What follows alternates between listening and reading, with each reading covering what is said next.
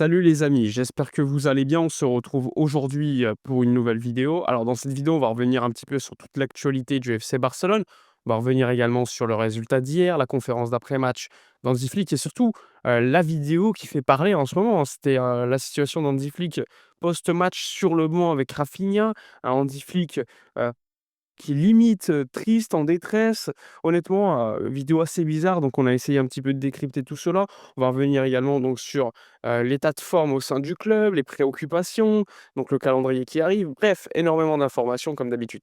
N'hésitez pas avant, à liker la vidéo pour soutenir, donc c'est gratuit, c'est sur YouTube.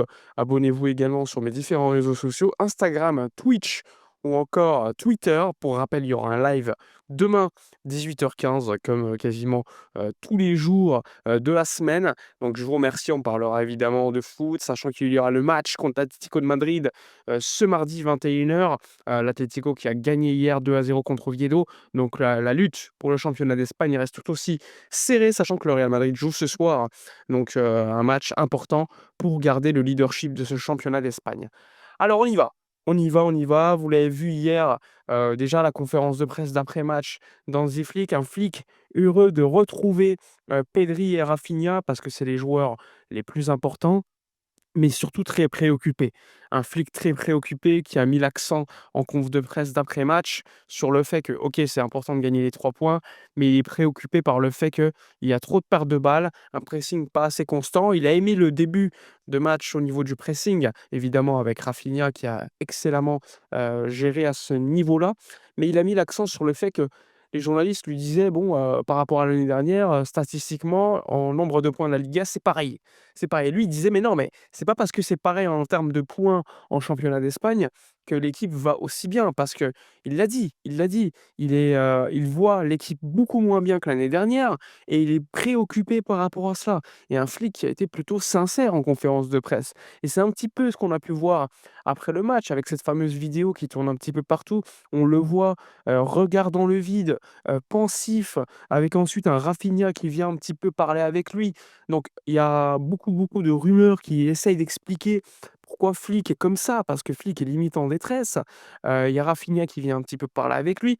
Après le match, il avait été, interviewé par, DAZN et il avait expliqué que, bah, Rafinha lui avait dit que l'équipe va s'améliorer lors des prochains matchs. Mais je ne sais pas si Rafinha a bien dit ça, parce que l'état, dans lequel était Flick après le match, c'est quand même assez préoccupant. Alors faut pas non plus surinterpréter parfois. On peut se dire que peut-être il était très préoccupé par la performance de l'équipe. Peut-être que ce qui s'est passé avec son assistant Marcus Zor qui a été exclu, comme De La Fuente qui a été exclu hier par l'arbitre avec un carton rouge. Flick a expliqué après le match à DAZN que, il y a même pas moyen de parler avec l'arbitre parce que l'arbitre directement il dégaine des cartons rouges. Peut-être que c'est lié à ça, sachant que ça s'est passé à ce moment-là pour le rouge de Marcus Zorc. Mais je ne pense pas honnêtement parce que il a l'air tellement perdu, tellement en détresse. Flick ne mérite pas ça. Flick l'année dernière, a ramené le triplé national à Barcelone, demi-finale de Ligue des Champions et en plus on lui donne un mercato de seulement 27 millions d'euros en termes d'arrivée. Sachant que tu perds un mec comme Inigo Martinez, tu as perdu d'autres joueurs. Donc en réalité, il n'a pas eu un vrai mercato. Il n'a pas eu un vrai mercato et un coach comme ça mérite totalement un vrai mercato et c'est pour cela que à ce niveau-là, tu es obligé quand même de mettre une certaine responsabilité sur la direction du FC Barcelone. Une direction du FC Barcelone qui n'a pas réussi pour le moment à donner à Hansi Flick ce qu'il voulait. On le rappelle, hein, Hansi Flick l'année dernière, enfin lors du mercato d'été, il voulait, Deco d'ailleurs aussi, voulait Luis Diaz en priorité, un ailier gauche dribbleur, que ce soit Luis Diaz, que ce soit Nico Williams. Et finalement, c'est Marcus Rashford qui est venu. Alors Rashford fait beaucoup au niveau des statistiques, on va pas dire le contraire, mais c'est un joueur qui n'est pas assez dans le dribble, n'a pas assez l'intelligence de jeu pour savoir faire les appels. Il y a un appel avec Lewandowski, il le colle au lieu de s'écarter. Parfois, il faut réfléchir les amis, il faut réfléchir.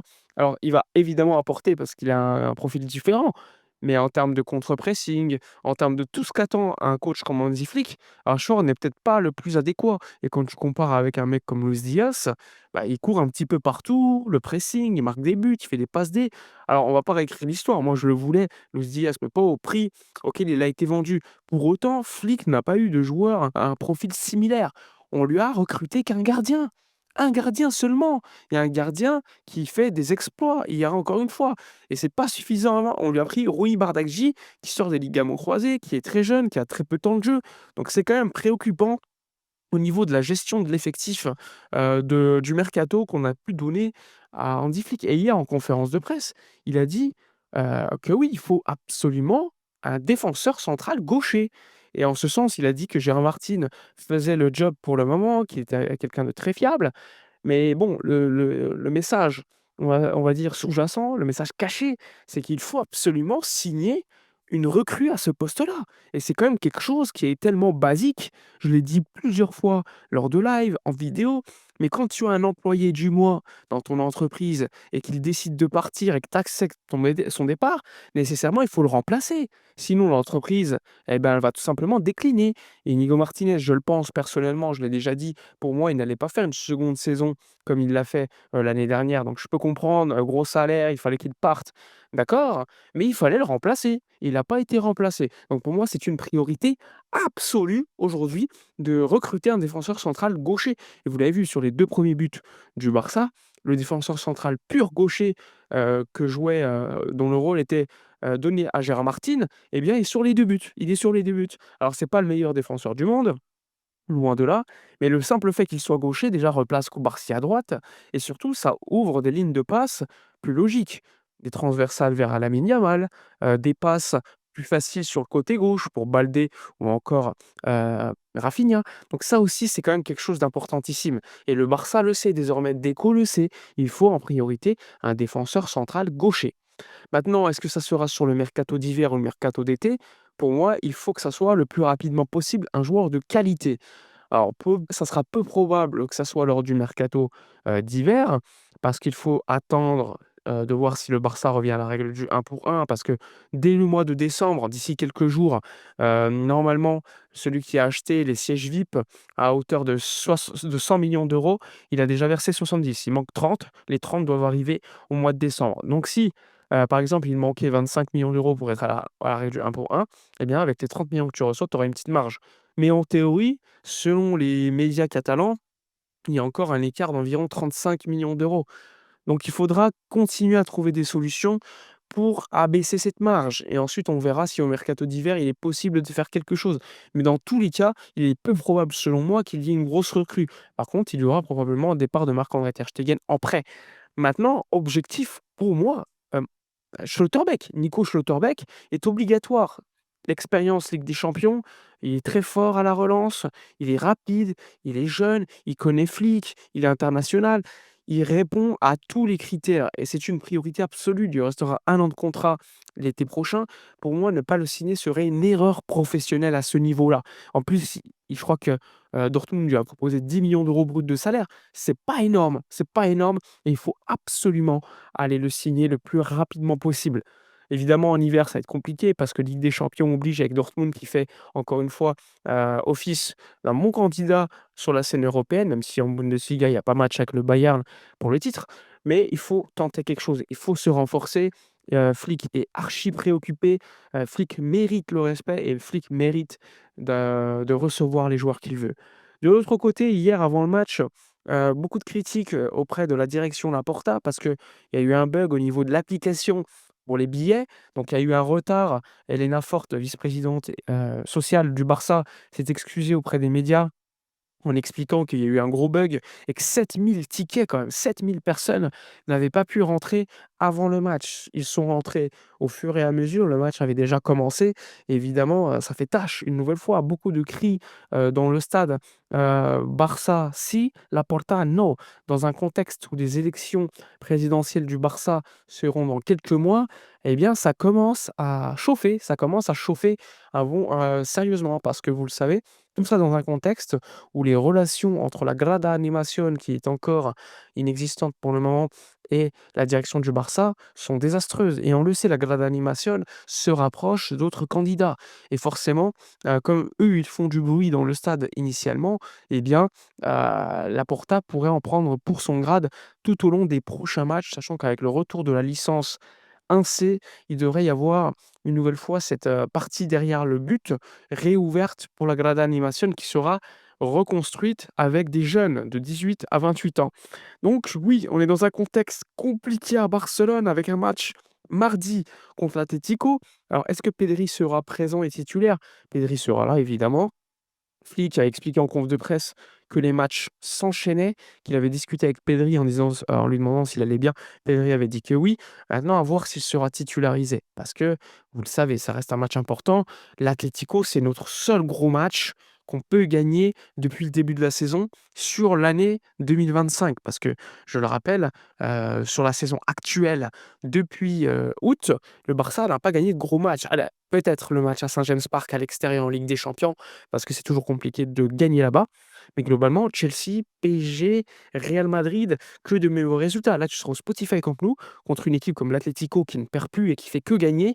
Ça va être important de gagner. Ça va être important parce que si tu gagnes, tu relances la machine, je pense. Tu relances la machine. Hier, évidemment, ils sont contents d'avoir pris les 3 points, mais il y a une saveur amère dans le vestiaire du Barça qui estime qu'ils doivent encore beaucoup s'améliorer. Évidemment, ils sont conscients de cela. Donc c'est positif d'être conscient. Maintenant, il va falloir changer les choses et agir concrètement parce que tonton Flick est vraiment préoccupé et là, tu as un match parfait pour répondre. Tu es à domicile contre une équipe comme l'Atlético qui est une grosse équipe avec un gros effectif. Il faut gagner. Il faut gagner avec la manière parce que si tu le fais pas, tu vas rentrer dans un cercle très, très dangereux avec que des défaites dans les gros matchs, beaucoup de doutes, sachant qu'il y en a déjà et surtout, c'est très inquiet, très, très inquiet parce que si tu perds contre l'Atlético, ensuite tu dois enchaîner en Ligue des Champions où tu es pas super bien classé. Tu es quand même 18e et ça, c'est pas rassurant. Il faut finir le plus haut possible. Alors peut-être pas le top 8, mais au moins le plus haut possible et ça, c'est quand même assez inquiétant. Bref, aujourd'hui, c'est quand même un contexte où le Barça est provisoirement leader en attendant le match du Real ce soir, avec au pire un point de retard seulement. Mais en termes d'image, de ce que tu montres sur le terrain, c'est pas la folie, loin de là. Et ça, côté Barça, côté supporter, on le voit et on est conscient de ça, même les joueurs. Donc espérons quand même qu'il y ait une évolution positive, une dynamique positive qui reprenne avec les retours de tous les joueurs, même si Fermin est out pour quelques jours. Espérons qu'avec le retour de l'effectif, on ait enfin de la continuité dans le jeu et du positif parce que là, ça devient inquiétant d'avoir aucune certitude à chaque ligne. Hier, défensivement, en première mi-temps, c'est cata. Hem, En deuxième mi-temps, beaucoup, de tranquillité alors qu'avec 2-1, honnêtement, on attend beaucoup plus du Barça. Voilà le petit billet d'humeur de la journée. N'hésitez pas à donner votre avis dans l'espace commentaire, à liker, commenter, partager. Moi, je vous dis à la prochaine et d'ici là, comme d'habitude, portez-vous bien.